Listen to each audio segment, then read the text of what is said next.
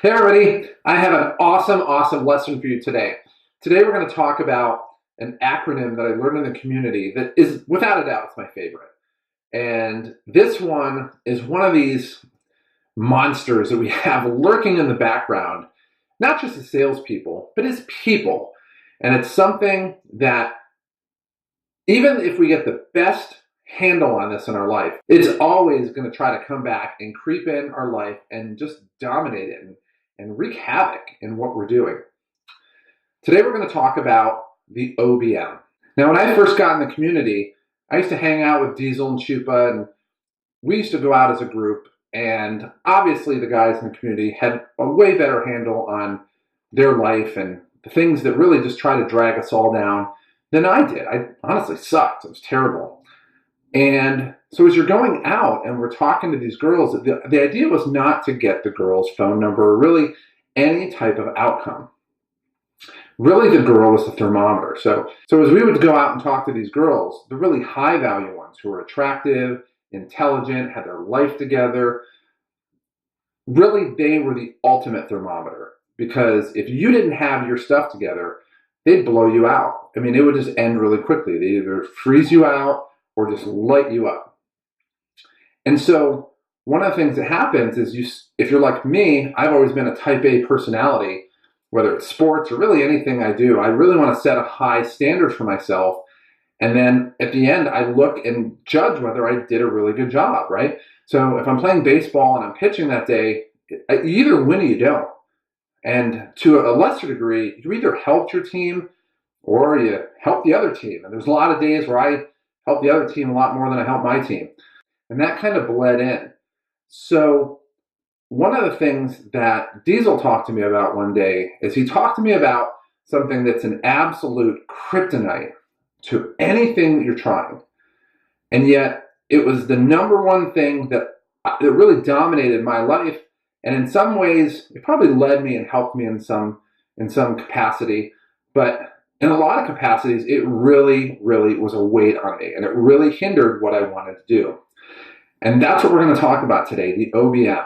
And so here I am trying to really improve myself. But yet at the same time, I want a mile marker. I want something that I can point to and objectively identify that tells me whether I was successful or not. And yet, at the same time, that was the worst thing that I could ever have. And that's what an OBM is. It's an outcome-based mindset. And what it means is you're doing something with an outcome in mind. And if you don't get the outcome, you view it as a failure. And if you do get the outcome, fine, you view it as a success. But all that does is you want to either get another success of the same magnitude, or you want to get a tougher success to face. So even if when I started improving baseball, I said, okay, I want to go to the next level. And I played in the next competitive level up. And then I made the All-Star game in that level. And then I said, okay, I want to go to the next level up. And this was the highest level of competition you could play at the time. And so when you're talking to women, it really doesn't work well because women are smart. They're way more intuitive than men. And they can see what you're doing a mile away. If you have ulterior motives, you might as well just carry a sandwich board with you and just tell them what they are because they're going to figure it out anyway. And if you're trying to pretend like you don't and yet they can see that you do, man, it's going to get ugly super quick. So one of the things that Diesel talked to me about is you have to be able to identify when that outcome-based mindset creeps in. And when you identify it, you need to get rid of it quick. I mean, off the jump. Because if you approach anybody with an outcome-based mindset, they're not going to trust you, period, okay? But when you actually approach somebody and you do not have an outcome-based mindset, first of all, it's going to throw them for a loop a little bit because you're probably one of the only people that is going to talk to somebody, especially if you're a salesperson, that doesn't have one. And they don't know how to handle it. We talk about the pulvener in a lot of things that we do. The pulvener is an absolute savant when it comes to identifying ulterior motives and seeing an outcome-based mindset. So if you have one, all you're doing is inviting that pulvener to come in and reject you. But if you don't have one, that pulvener doesn't know what to do and it says, this isn't my bag, I'm going to kick it back to you and you can handle it. And that's really where the person is ill-equipped to respond to you, and you get to design the encounter. Now, it sounds really easy, right? It really is not. It's hard, especially if you're like me and you're that type A personality, that you need to put away the expectation you have of a particular encounter. In sales, it's the same thing. I talk a lot about this in my first sales job, how I started to really identify this and implement it.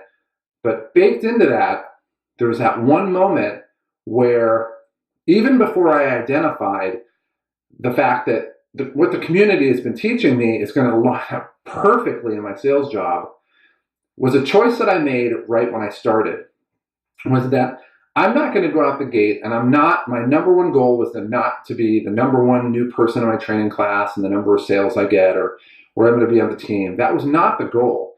My goal at the time was just to identify who my target market was. Who am I talking to? I don't know any of these people. And I really don't want to have this presupposition of who I'm talking to without knowing. And so going into that first week was the same thing. I just said, I'm just going to, call people, and I'm going to see who these people are, how they respond, what they're like. Are they older, younger, male, female, married, kids, not married, not kids? I mean, really, who am I talking to? And that ability not to have an outcome-based mindset that week is what laid the ground for me to really be able to identify the fact that these people were behaving exactly like the single women that I would meet outside of work.